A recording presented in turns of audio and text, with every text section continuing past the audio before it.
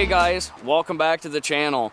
Today is finally our Duramax swap. This here's a 2002 Chevy Avalanche 2500. I love these things. I don't know why, but I do. I've got two of them.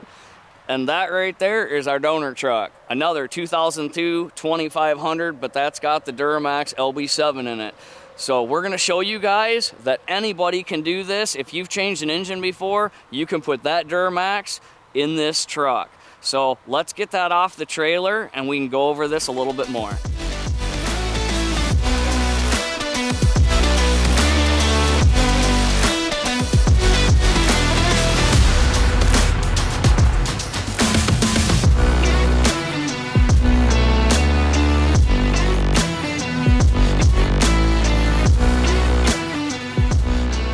This here is my 02 Chevy 2500 HD with the LB7 Duramax.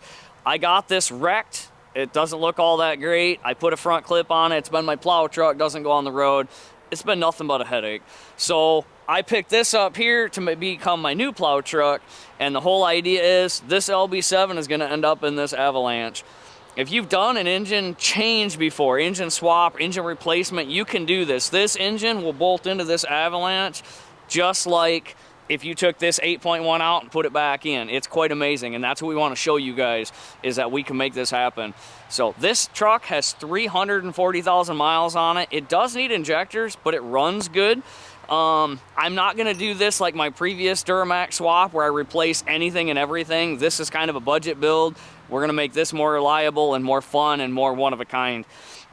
So we're gonna pull this in today. We're gonna get the engine, transmission, transfer case out, get all the wiring out, get everything ready to go. And then the next project will be pulling this engine out and having it ready. So let's pull the Avalanche in, let's get it stripped down and be closer to having a Duramax in there.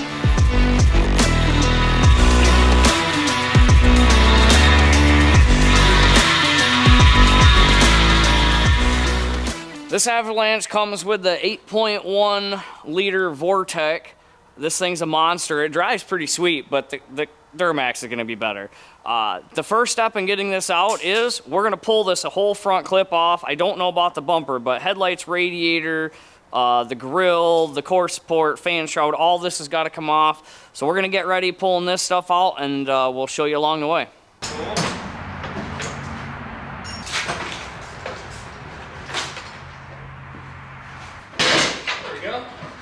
Dude, that did.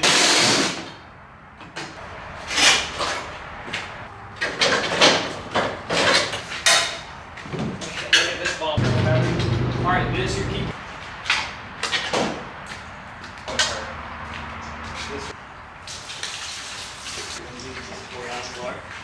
Glad we're inside. Today's a good day to be working inside. The front clip is all off. Bumper, radiator, intercooler. Well, there's no intercooler on this yet.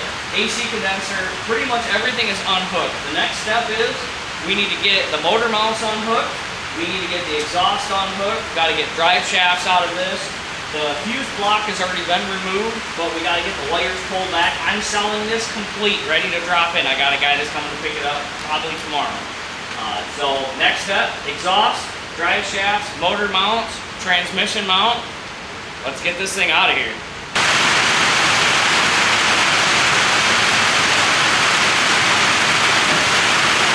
We're gonna get the motor mounts off next. There's 3 bolts on each side.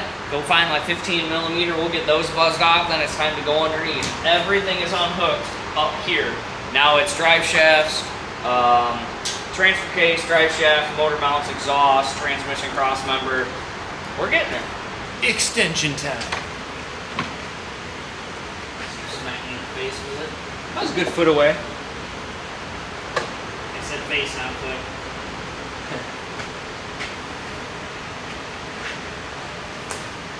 Doing your exercises now, are you? I want you to twirl it, not hit yourself in the face. I think I just did. Alright, we got the motor mount bolts off. There's 3 on each side. This side is very difficult. There's a lot of crap in the way, steering shaft, and the motor mount was collapsed on this side, and the mount was actually partially covering one of the bolts. So we had to jack the engine up to basically put the engine back where it was supposed to be, and those bolts came right out. 3 bolts on that side. The engine is just sitting here. Next step is get underneath. We're just gonna cut the exhaust because we're not using the gas exhaust anymore. We're gonna leave the O2 sensors in place for this guy in case he wants them. Get the drive shafts off, get the transmission mount unbolted, and we're ready to lift this thing out. So here, a few more minutes, we'll chain it up. Now that we're under the truck, we talked about drive shafts. We got 4 bolts that hold the yoke in, or the drive shaft into the front yoke of the transfer case. I don't know if you can see that. Okay, perfect. And then it's a spline. It just slides into the transfer case. That just slides right out, nice and easy. So we get drive shaft out of the way. Shift cable, I've already popped it off. Just pops off with a screwdriver. I don't know, there it is. This end right here just pops right off of your shift linkage. Get that out of the way. Next thing we're gonna do is we're gonna go all the way to the back of the truck. We gotta get that drive shaft out. So we got 4 more bolts back there to get out. And then probably last thing is we'll take this cross member off, but we'll get a jack on it before we do that. No need for a muffler when you got a diesel. Alright, we got the 4 bolts out of this one. Pry bar in here and see if we can pop it loose.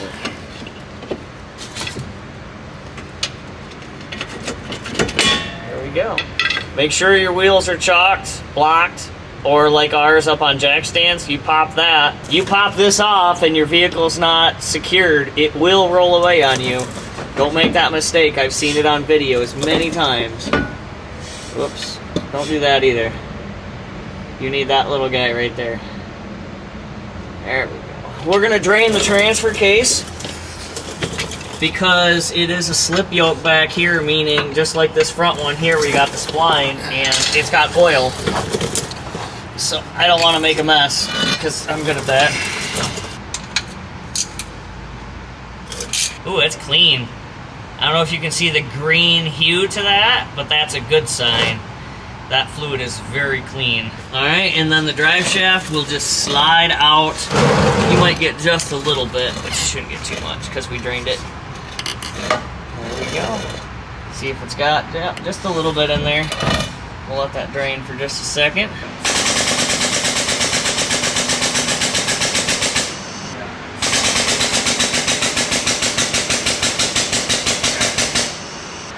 Hit a small hurdle. The oil pan is hitting the front differential and the EGR is on the very back of the engine. We can't get it high enough to get the engine to clear that front differential. This already has to have a body lift to clear the Duramax and the Allison transmission. So what we're going to do is we're going to loosen all the body mounts and we're going to lift up the front of the body and see if that gives us the clearance we need. If we were changing the engine, we just disassemble it, pull it out. But since this whole thing's going away, we're just gonna lift the body. It's got to be done anyway. So we're gonna see if all 12 of these body mounts will crack loose. Hopefully they do, and then we'll have this engine on.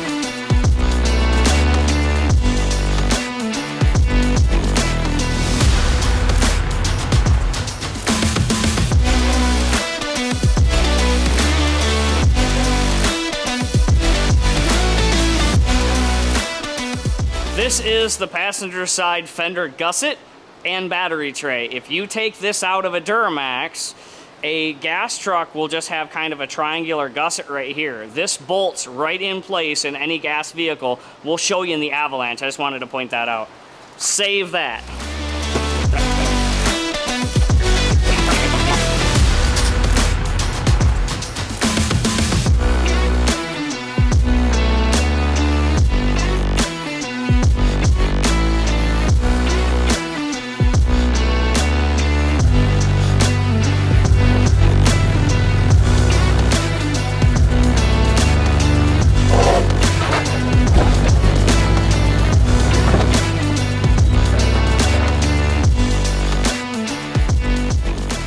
So the only thing we forgot was our steering shaft, but we don't care. I don't think we care. Nope, we don't care. Tim says we don't care. So, yeah, that just broke off, but it doesn't matter. Actually, I don't even... Yeah, it did break. Oh, yeah. The little tube that sticks out right there. It don't matter. No. It's going to the scrap anyway. That was fun.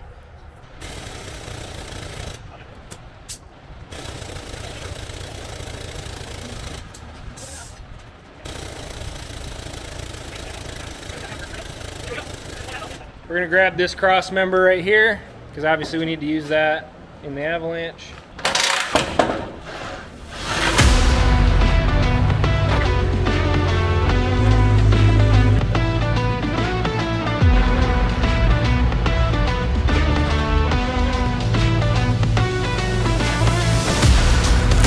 That worked out pretty well.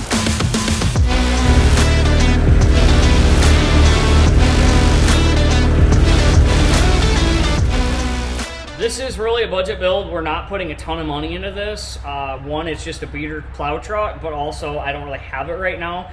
So this will need injectors at some point. I'm not putting $6 grand into it right now. We'll do it later.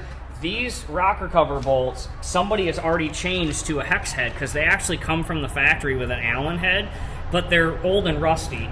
I always buy these ARP stainless steel kits for all my LB7s. Since they're already changed, we're not going to change all of them, but these back ones are difficult to get to. So what I'm going to do is I'm just going to change all these back ones I can get to right now, because really if we go to do head gaskets, these are the hard ones. Everything else is pretty easy. We're going to zip those out, change them out real quick. We're going to push that Avalanche in here and at least get it set in today. That'll be a great feeling. So we'll get these changed out and we'll get it pushed in. We got the old exhaust out of the way, got everything else out of the way. We're ready to stab this thing in there. We're gonna lift it up and we're gonna push the truck into the engine. It's gonna take a little bit of time because we can't keep this strap on here the whole time holding up the transfer case. We'll get it in so far, we'll get the jack onto the transmission, take that strap off, and we'll have this thing sitting in place here in no time.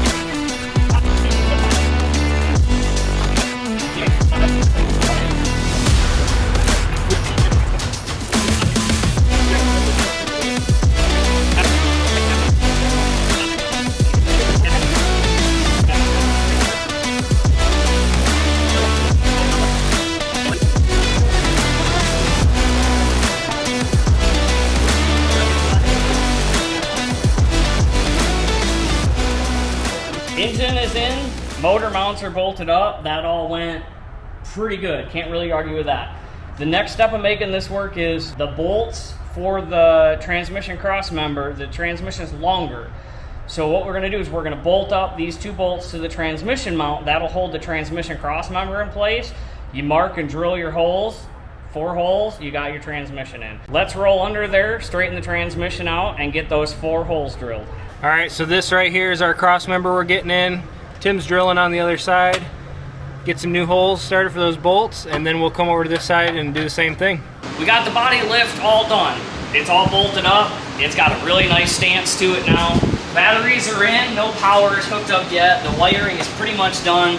This is for the TCM, the transfer case control module. It actually mounts to the fan shroud.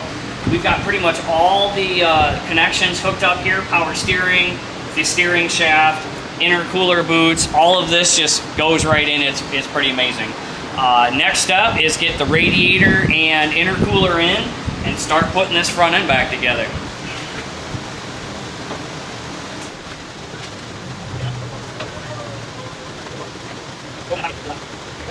Radiator, intercooler, and fan shroud are in. Well, lower fan shroud. Yeah, lower fan shroud. We're gonna spin the fan on, put the upper fan shroud in. The TCM holder attaches to the fan shroud. That's where all these wires go. It kind of sits right here. And we'll start working on putting the AC condenser in. We'll get that whole upper core support on, hood latch, finish putting the front end back together. That goes like that. This is the transmission cooler for your 4L80 that would come behind your 6.0 or your 8.1. This is your Duramax, and yes, I know it's pretty chewed up. I don't know what I'm going to use, but I'm going to put it in there. You know what, something really helpful to put on before you put the fan shroud on? That would be the fan. So let's pull the fan shroud back off and put the fan in there. Thankfully, it's not terribly hard.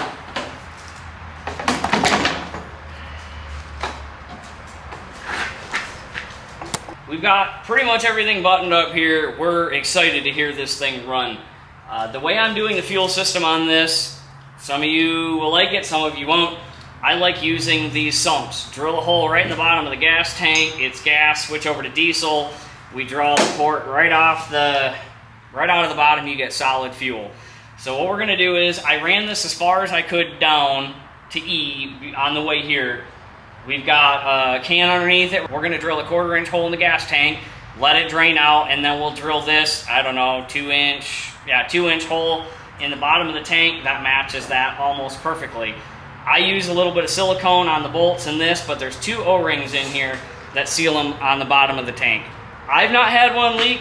I guess it's only a matter of time before we find one that does, but this is the way I like to do it. So got everything in place, got a couple fire extinguishers. We're gonna drill a hole, let the gas drain out, and then we'll drill this big guy here. There you go, AJ's prepared. Okay, that wasn't bad. That worked out really well. That could have been a lot worse, but it worked out good.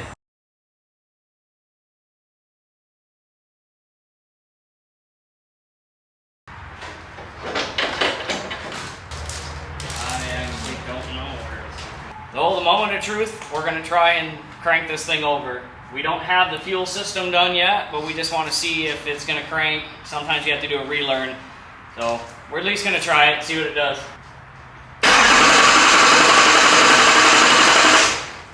Well, it cranks. That's more than I expected. That's awesome.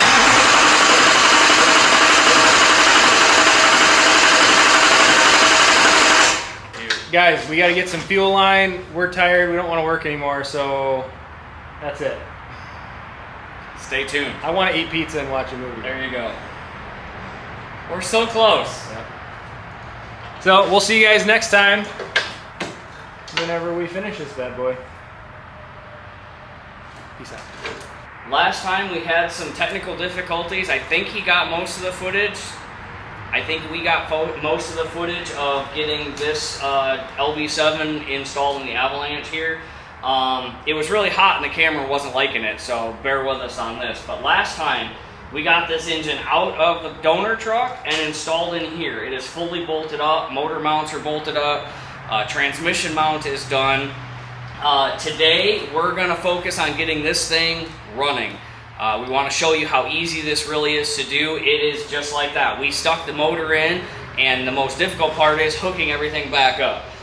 The fan hub on this engine is junk, whether it was from the accident that the engine was in, or it's got 340,000 miles. I picked up a good used one for 40 bucks, just couldn't argue with it. We got to get this switched out, and then we're going to start getting everything hooked up, and we'll kind of show you as we get that done. So let's get this thing running today.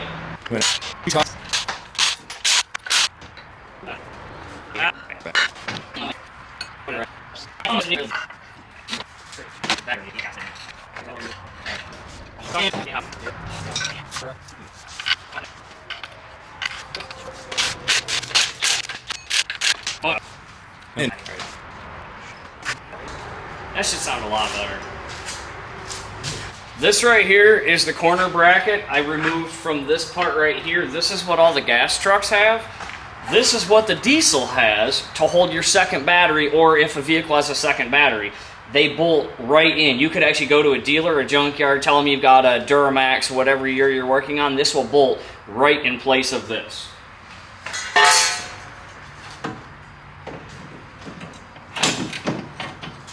just like that.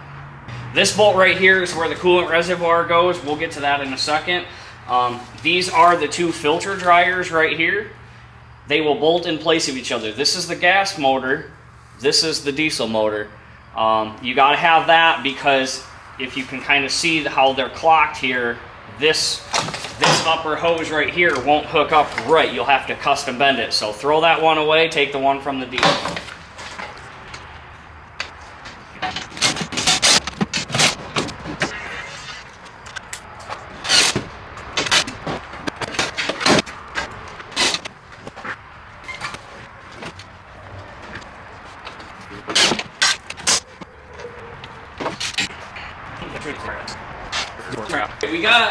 So we put the battery tray in, the water bottle in, we put a battery in. The ground is just hooked up to hold the cable from falling back down. AC is all hooked up. There's a wire to a pressure switch right here we just got hooked up. And I threw this tube in. The body is still lifted. Like you can actually see here, we've got the body up about 4 to 5 inches, and that's playing with things. So we're gonna come to this side. We're gonna start working on getting all the wiring, getting this mess all hooked up. And once we know everything in the back here is going to go to where it needs to go, we'll go ahead and set the body back down on the 2-inch body lift. And I can explain that really quick too. The reason there's a body lift, a lot of guys will tell you is to clear the big Allison transmission. It's actually not. The 2500 HD pickups come with a 2-inch body lift factory. So their body sits 2 inches higher on the frame than a gas truck.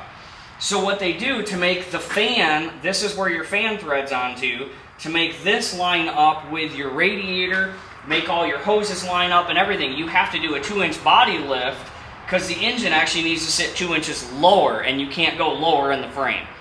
So we'll show you more as we do that body lift, but let's get all this wiring hooked up. These are the two fuse blocks. This is the gas fuse block, this is the diesel fuse block. There's really not a lot different in them.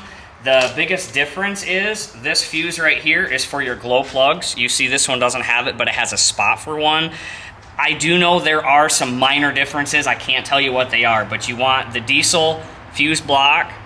That's got your little fuse for the glow plugs. If you have a Suburban that has rear heat, rear AC, adjustable pedals, you have to use this fuse block, put your fuse in here and change some things, but this is an Avalanche, we don't have that, so we're using the diesel one. In this wiring here, this is one of the most daunting parts of these swaps, and it's really not bad. I'll show you how cool this is. So this is all diesel wiring harness right here. This is the truck side right here. If you want to come on in here, I can show you. And we'll have to get it all tucked in, but they plug right in. Just clicks in like that. In the 04 and newer, or 03 and newer, I'm sorry, this yellow communication wire here doesn't line up with the yellow communication wire here, and you have to move those. This is what they call the C100 plug, but everything just plugs in. It's as simple as that.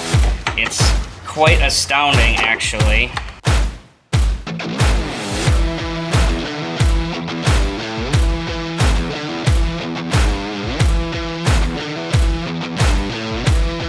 All the extra connectors just like that.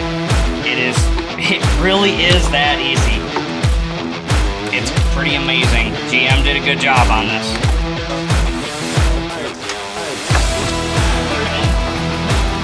Yeah, these will not go into the wrong spot. They can only go in one place. It might be hard on camera to show it, but we'll do our best. Yeah, it is tight. So this one plugs in. Oh, turn it over. There we go. Plugs in there. They clip in, and then you got to use the bolt to pull them in the rest of the way. It's a 7mm. Just gently, don't go crazy. That's plenty tight. Same thing, find that one there. There we go. And again, these are all keyed. They cannot go in the wrong way or in the wrong place. I mean, I guess they can. I guess if you try hard enough, they probably will, but...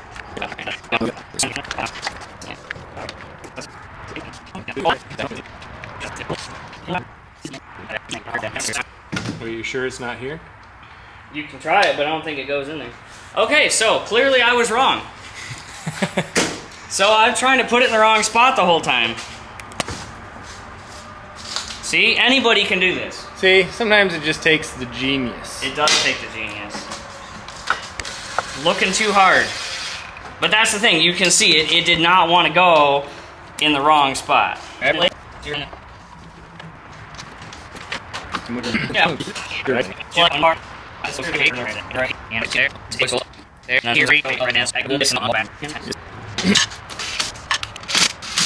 If you had an electronic throttle engine, R81 was that way. You have this box mounts over here, and this comes from your gas pedal to plug into it. The cool thing about the diesel is you don't need that box anymore. This pigtail right here literally plugs right in. That's how cool this is. Unplug the gas motor, there's your throttle pedal right there. So I'm gonna route that in a better spot, get that buttoned up. You don't need this anymore. This can go with the gas motor, and it's just that easy. Tim, it's almost like anyone could do it. It's almost like anybody could do it. The windshield washer bottle is one you need to save from your donor truck. There's actually a cutout in the bottom corner where the intercooler pipe comes down. I don't have one for this. I'm not super worried about it. If I break the bottle, I'll change it later. You can do it from the inner fender. This bracket, the battery tray, the ECM cover, the ECM mount, I'm sorry, that's all the same as your gas motor. We'll just zip all these bolts in.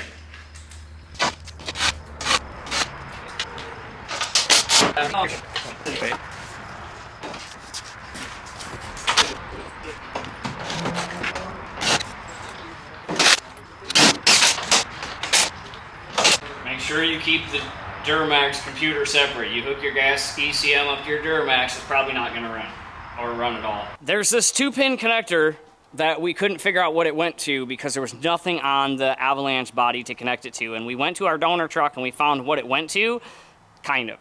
I don't know. I'm guessing this is going to be an issue for us, but what we're going to do is we have the fuel system done. We have a 1/4 tank of fuel in it. We're going to prime it up, and we're going to see if it starts. It may start. This may be an issue. I'll have to pull a wiring diagram for this right here.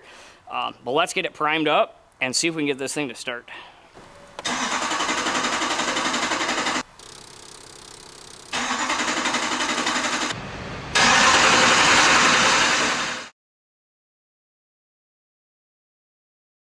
We got drive shaft in, we got fuel lines on. Once it started, it wouldn't start. The ECM is part of the diesel. The BCM, or the body control module, is for the gas. So you have to teach the BCM, the body control module, the code for the ECM for the diesel. So it's a 10-10-10. 10 minutes on, try and start it. 10 minutes on, try and start it. 10 minutes on, turn the key off. Turn it back on, it started right up. We'll show you.